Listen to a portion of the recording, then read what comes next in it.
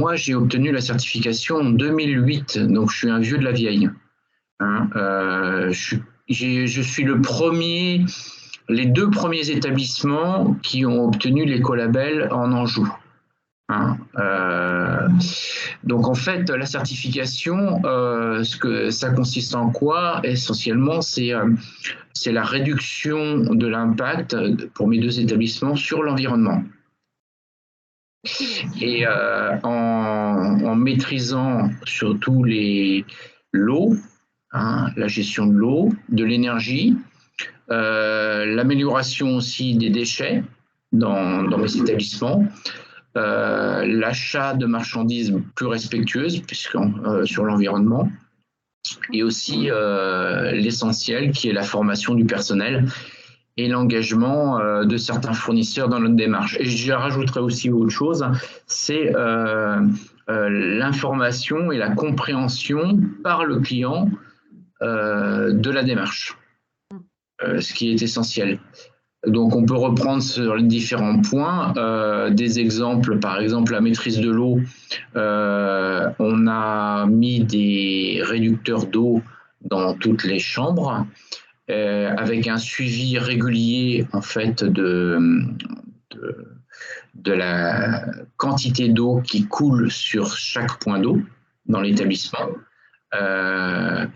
et avec un historique qui fait que derrière nous on est habitué à ça, c'est que on s'est rendu compte d'une chose, c'est que lorsqu'on, par exemple, change un tuyau de douche, on peut avoir une variation de débit d'eau, tout simplement parce que si le tuyau de douche, à l'intérieur, il y a comme une paroi, cette paroi se vrille, ça va diminuer la quantité d'eau.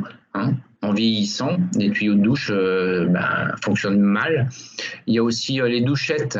On met des douchettes à économie d'eau, et ce qui fait que derrière, il y a une petite turbine. Les clients ont plutôt tendance à balancer ces douchettes, hein, les faire tomber par terre. Et des fois, la petite turbine, elle se met mal.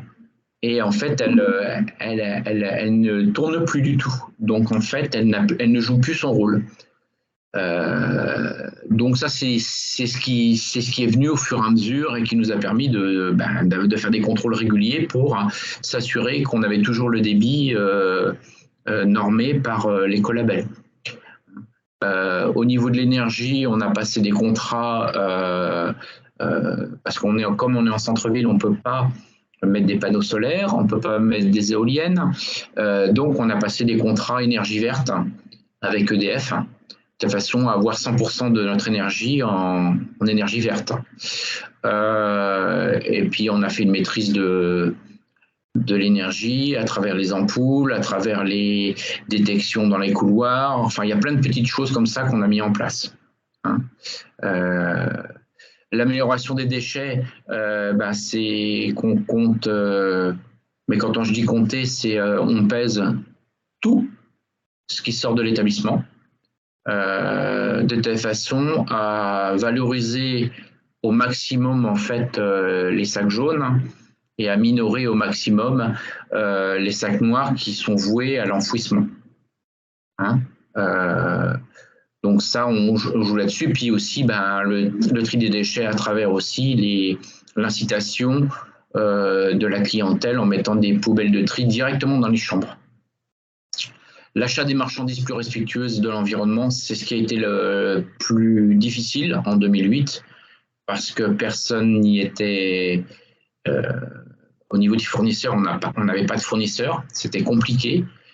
Nous sommes des petits établissements, 25 et 29 chambres, donc c'est compliqué de trouver plein de petits fournisseurs. On était obligé d'avoir un seul, voire 2, 3 fournisseurs.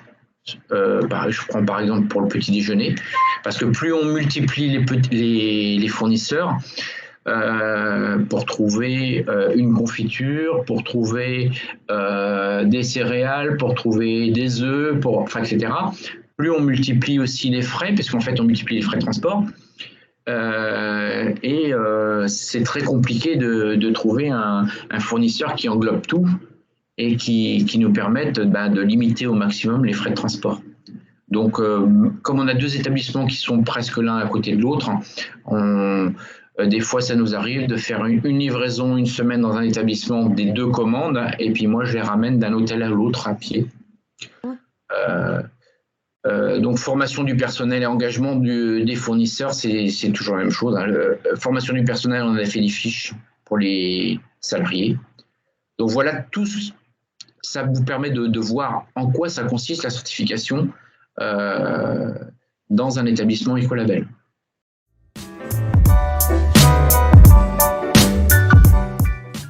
La première chose qu'on a fait en 2007, c'est un état des lieux des 2 établissements au niveau de la consommation, des déchets, des ampoules, de l'électricité, enfin, etc. De telle façon à se dire, ben voilà, parce que le problème, c'est que quand on s'engage dans une démarche comme ça, on commence à mettre en place des compteurs, on commence à mettre en place des choses pour mesurer, mais on n'a pas d'historique. On n'a pas de référentiel en fait, pour se dire, bah voilà, avant mon lancement, j'étais à temps, aujourd'hui, j'ai gagné ça. Il n'y avait pas. Donc nous, on a mis en place avant, durant l'année 2007, de telle façon qu'en 2008, on puisse se lancer dans l'Ecolabel. Et sachant qu'en Continental, je le faisais depuis très très longtemps. Et donc, je prends par exemple les chiffres du Continental. J'ai eu entre 2007 et 2018, c'est 2 points que j'ai pris, 29% d'eau en moins. Au niveau des déchets, entre 2007 et 2018, 6% de déchets en moins. J'ai eu aussi, parce que c'est un des critères, les ampoules allumées plus de 5 heures, 100% des ampoules sont classées A. Maintenant, pratiquement, je suis à 97, enfin presque 98% d'ampoules LED sur tous les établissements. Aussi, j'ai eu 35% d'électricité consommée en moins entre 2007 et 2018. Alors après, ça, c'est vrai que c'est des économies. Mais ce qu'il faut se rendre compte aussi, c'est que ça a demandé aussi des investissements. C'est-à-dire que le premier investissement, c'était changer les ampoules. À l'époque, c'était quasiment, je crois que c'était 8 ou 9 euros l'ampoule. Quand on voit sur un établissement le nombre d'ampoules que ça peut donner, c'est un peu catastrophique. Hein. Surtout que le classement A n'existait pas à l'époque, où c'était quelque chose d'assez... Donc on a changé toutes les ampoules pour les passer en économie d'énergie.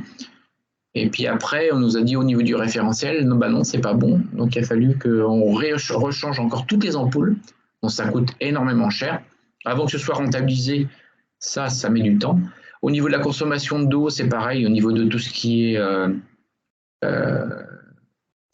limitateur les limitateurs, ça s'abîme, ça se casse, les douchettes, c'est pareil, ça coûte assez cher. Donc, avant de les rentabiliser, il faut quand même du temps.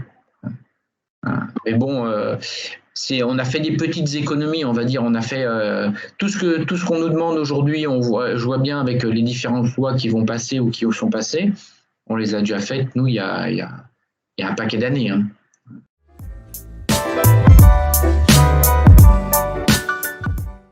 La première des choses, je dirais, moi, enfin, c'est mon avis de comptable, la première des choses, c'est au moins mettre en place un suivi des consommations d'énergie, d'eau, des déchets, hein, à minima au mois, de telle façon à avoir un référentiel si on veut se lancer dans une démarche et pouvoir la communiquer. Parce que c'est vrai que nous, ce que j'ai fait après, c'est que j'ai fait des petits flyers un petit peu partout, en expliquant que depuis telle date, comme je vous ai expliqué, ma consommation d'eau a diminué de temps, avec des pictos, des choses comme ça, des choses sympas, pour informer le client de ce que la démarche nous a permis de faire. Donc ça, c'est une des choses simples à faire, mais qui est facile à mettre en place. Hein. C'est une procédure pour que n'importe qui dans l'équipe sache où aller, chercher l'information pour pouvoir mettre ça sur un cahier. Alors moi, je reste très cahier, pas tout ce qui est informatique, Excel et tout ça, parce que je me suis rendu compte que c'est jamais rempli. Au moins un cahier, on l'ouvre, on sait où il est, et puis c'est rempli régulièrement. Donc ça, je le fais depuis très longtemps. Ça, c'est une des premières choses. La deuxième chose, c'est d'investir son personnel dans la démarche. Alors c'est très très compliqué parce qu'on a quand même un turnover important dans l'hôtellerie et la restauration. Et si on fait appel à des étudiants pour la démarche, il est très important de les suivre et de s'accaparer la démarche. Parce que le gros problème, c'est qu'il y a beaucoup d'établissements qui se sont lancés dans la démarche, que ce soit à Nantes, que je connaissais, que ce soit à Angers aussi, et qui n'ont pas réussi à reproduire tout ce qu'avaient fait les étudiants parce qu'ils ne s'étaient pas accaparé la démarche. Parce que derrière, ce qu'il faut savoir, c'est que tous les 3 ans, il faut faire une mise à jour. Après, tous les 6 ans ou 5 ans, il faut refaire le dossier complètement. Donc, si vous n'avez pas établi dans votre démarche un engagement dans la durée, c'est pas possible. Et la troisième chose qui me paraît importante aussi, c'est la communication des clients, comme je vous ai expliqué, afin d'éviter que le client ne sente pas qu'il y ait une baisse de service, hein, et qu'on a fait un petit peu de l'argent sur son dos. Donc ça, c'est la troisième plus importante chose à faire.